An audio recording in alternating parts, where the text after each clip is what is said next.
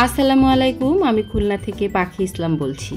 পাখি family house থেকে সকলকে আরও একবার স্বাগতম জানাই।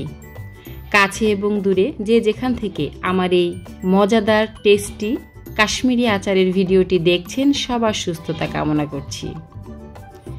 বাজারে এখন কাঁচা আমের রমরমা। তো আম শেষ হয়ে যাওয়ার আগেই আমার মনে হয় এই আচারটি আপনারও বানিয়ে ফেলে ঘরে রেখে দেওয়া উচিত সারা বছরের জন্য। কারণ আম এমন একটি ফল যেটা সারা বছর কিন্তু থাকে না।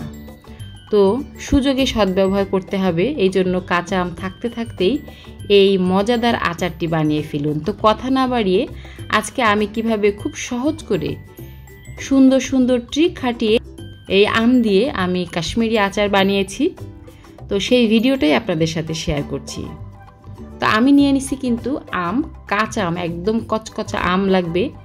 অবশ্যই আমের আটি শক্ত হতে হবে। এজন্য এই আমটা বানাতে হবে আম শেষ হয়ে যাওয়ার আগেই, যখন আটিটা মোটামুটি শক্ত হয়ে যায়। খুব ভালো শক্ত হলেই এই আচারটা বেশি মজা হবে। তো যাই হোক, আমি গতকাল রাতে আম এনেছি এবং ফ্রিজে রেখে দিয়েছিলাম, যেহেতু এখন প্রচণ্ড গরম। আর এই গরমে আমগুলো কিন্তু নরম হয়ে যেতে পারে, আর নরম হলে কাশ্মীরি আচার কিন্তু হবে না। তো সেখান থেকে আমি বড় বড় 5টা আম নিয়েছি। এখানে 1.5 কেজি পরিমাণ আম হবে। তো আমগুলো আমি ছিলে নিয়েছি এবং ছেলার পরে আমগুলো আমি ফালি ফালি করে কেটে নিয়েছি, ঠিক এরকমভাবে একটু বড় বড় পিস করে। যেহেতু আটিগুলো অনেক শক্ত, আমগুলো ফালি করতে কিন্তু অনেক কষ্ট হয়েছে। আর এই কাশ্মীরি আচার তৈরি করতে অবশ্যই শক্ত আম প্রয়োজন। তো যাই হোক, আমার কাটাকাটি শেষ। চলে আসলাম আচার বানানোর জন্য চুলার কাছে। তো আমি বড় একটা ফ্রাই প্যান চুলায় দিছি। আর এখানে আমি দিয়ে দিলাম, যেহেতু আমি 1.5 কেজি আম দিয়েছি, এখানে আমি চিনি ব্যবহার করেছি 1.25 কেজি। তো চিনির পরিমাণটা কিন্তু অবশ্যই খেয়াল রাখতে হবে। আর এবার চিনিতে আমি 1 কাপ পরিমাণ পানি দিয়ে দিছি। 1 কাপ পরিমাণ পানিতেই আমাদের চিনিগুলো সব গলে যাবে। আর যেহেতু আমি এখানে আম দিব, আম আর চিনি দুটো মিলেই পানি বের হবে প্রচুর পরিমাণে। আর এতে অতিরিক্ত আর কোনো পানির প্রয়োজন নাই। খামোখা আমি কেন বেশি পানি দিয়ে জাল দিতে থাকবো। আচ্ছা, চিনি গলতে থাকুক, আর এদিকে আমি ঝাল রেডি করে ফেলি। তো এখানে আমি 3টা শুকনা ঝাল নিছি। শুকনা ঝালের বিচিগুলো ফেলে দিলাম। আর এবার শুকনা ঝাল কেচি দিয়ে ঠিক এইভাবে কেটে নিব।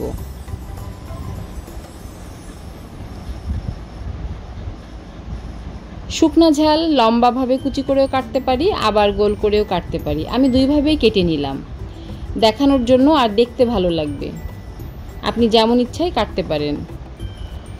তো চিনি কিন্তু এদিকে গলে গেছে একদম পুরোপুরি, খুব ভালো বলক আসছে। আর এখন দিয়ে দিলাম আদা কুচিগুলা। আমি এখানে 1.5 ইঞ্চি পরিমাণ এক টুকরা আদাকে লম্বা লম্বা করে কুচি করে কেটে নিয়েছি। চিনির সাথে খুব ভালো করে আমি এগুলো মিলিয়ে দিলাম। এরপরে ফালি করে রাখা আমগুলো আমি এখন দিয়ে দিব। আর এই আমগুলো দেওয়ার পরপরই দেখা যাবে অনেকটা পানি বের হয়েছে। আর সেই পানিতেই কিন্তু আমাদের আম সিদ্ধ হয়ে যাবে। তো এই কারণে আমরা এখানে কোনো বাড়তি পানি ব্যবহার করে খামোখা আমরা জাল দিব না। যতটুকু পানি আমে বের হবে তাতেই আমাদের আম কমপ্লিট হয়ে যাবে রান্না, মানে আচার বানানো। তো যেহেতু হালকা পানি উঠে আসতেছে, আমি এই পর্যায়ে খুব ভালোভাবে নাড়াচাড়া করে দিব। এখনও প্রত্যেকটা আম অনেক শক্ত আছে, তো এখন নাড়াচাড়া করলে কোনো সমস্যা নাই। আমি যখন মোটামুটি একটু পানি উঠে আসবে, ঠিক তখনই আমি 1 চামচ লাল মরিচের গুঁড়া দিয়ে দেবো। এতে কালারটা অনেক সুন্দর আসবে। চিনির শিরা যেমন আস্তে আস্তে গাঢ় হয়ে কালারটা পরিবর্তন হবে, ঠিক তার সাথে লাল মরিচের গুঁড়াটা মিশে আরেকটু লাল বর্ণ ধারণ করবে। তখন আমগুলো দেখতে অনেক সুন্দর লাগবে। তো 5 মিনিট পরে কিন্তু আমি আবার ঢাকনাটা তুললাম। দেখেন পানি কিন্তু আরও বের হচ্ছে। তো পর্যায়ক্রমে জালের সাথে সাথে পানির পরিমাণটাও কিন্তু বাড়তেছে এবং আমগুলো আস্তে আস্তে লাল হচ্ছে এবং স্বচ্ছ হওয়া শুরু করছে। তো যাই হোক, আবারও ঢেকে রাখলাম। আবারও ফিরে আসলাম 5 মিনিট পর। এখন দেখতে পাচ্ছেন আমগুলো কিন্তু মোটামুটি অনেক স্বচ্ছ হওয়া শুরু করছে। এ পর্যায়ে কিন্তু আমি একদম নাড়ব না, আবারও ঢেকে রাখবো। 2 মিনিট পরে আমি আবারও কিন্তু ফিরে আসলাম। আমি জাস্ট দেখতেছি কি পরিমাণ পানি আম থেকে বের হয়। পুরো আম আচারটা তৈরি করার আগ পর্যন্ত কিন্তু কোনোভাবেই কাজ থেকে সরে যাওয়া যাবে না বা অন্য কাজে চলে যাওয়া যাবে না। আচারটা এমন একটা জিনিস যা কাছে থেকে মন দিয়ে খুব মনোযোগ সহকারে তৈরি করতে হয়, তাহলেই আচার মজা হবে। তো আলহামদুলিল্লাহ দেখেন আমগুলো কিন্তু স্বচ্ছ হওয়া শুরু করছে। আর এ পর্যায়ে আমি কাটা যে মরিচগুলো ছিল সেগুলো দিয়ে দিলাম। এগুলো দিলে আচারের চেহারাটা আরও সুন্দর হয়ে যায়। তো যাই হোক, এ পর্যায়ে আমি একটু হালকা করে জাস্ট মিলিয়ে দিলাম। কোনোভাবে খুন্তি বা স্প্যাচুলা দিয়ে কোনোভাবেই নাড়াচাড়া করা যাবে না, যেহেতু আমি আমের প্রত্যেকটা পিস আস্তে আস্তে এবং খুব স্বচ্ছ রাখার চেষ্টা করছি। সে পর্যায়ে কিন্তু কোনোভাবেই খুন্তি বা স্প্যাচুলা দিয়ে কোনোভাবে নাড়াচাড়া করা যাবে না, এক্ষেত্রে আমগুলো গলে যেতে পারে। তো দেখতে পাচ্ছেন আমার আম কিন্তু অলরেডি লাল বর্ণ ধারণ করেছে এবং শিরাটাও কিন্তু ঘন হয়ে আসছে।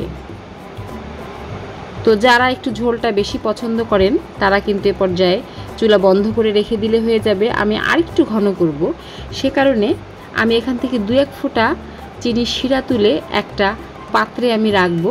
জাস্ট 2-1 মিনিট, 1 মিনিটের মধ্যে যখনই এই শিরাটা ঠান্ডা হয়ে যাবে তখনই আবার ফিরে আসছি। কালারটা দেখেই কিন্তু আমার এখনই খেতে ইচ্ছে করছে, অনেক সুন্দর এবং খুব ভালো একটা স্মেল আসতেছে। 1 মিনিট পরে দেখেন চিনির শিরা কিন্তু অলরেডি হয়ে গেছে, কারণ ফোঁটাটা অনেক স্লো পড়ছে। এ পর্যায়ে কিন্তু আমাদের আম একদম কমপ্লিট, কারণ ঠান্ডা হওয়ার পরে কিন্তু আরও ঘন ঘন হয়ে যাবে। তো যাই হোক, আমি ঢেকে রাখলাম। আর যেহেতু কারেন্টের চুলায় অনেকক্ষণ গরম থাকে, চাইলে আপনি চুলার মধ্যে রেখে দিলে আরও ঘন হয়ে যাবে। তো সারা রাত আমটা ঠান্ডা হয়ে যাওয়ার পরে, যেহেতু আমি রাতে বানিয়েছি, সকালে দেখেন আমগুলো এত স্বচ্ছ আর প্রত্যেকটা আম ঝরঝরা হয়েছে। দেখতে যেমন লোভনীয়, খেতেও দারুণ মজা। তো আমার কমপ্লিট হয়ে গেল কাশ্মীরি আচার। তো আলহামদুলিল্লাহ আমার অনেক ভালো লাগছে, একদম পারফেক্ট কাশ্মীরি আচার হয়েছে আমার কাছে, তাই মনে হলো, তাই আপনাদের সাথে ভিডিওটি শেয়ার করলাম। তো এতক্ষণ পর্যন্ত আপনি যদি আমার ভিডিওটি দেখে থাকেন আর ভিডিওর কোথাও কোনো অংশ যদি ভালো লাগে, প্লিজ ভিডিওটিতে একটি লাইক দিবেন। আর যদি আপনি আমার চ্যানেলে নতুন হয়ে থাকেন, চাইলে সাবস্ক্রাইব করে নিতে পারেন। আর যেসব ভাইয়ারা এবং আপুরা আমার চ্যানেলে অলরেডি সাবস্ক্রাইব করেছেন তাদেরকে অসংখ্য অসংখ্য ধন্যবাদ। তো আজকের ভিডিও এই পর্যন্ত। সবাই ভালো থাকবেন, সুস্থ থাকবেন এবং নিরাপদে থাকবেন। আল্লাহ হাফেজ।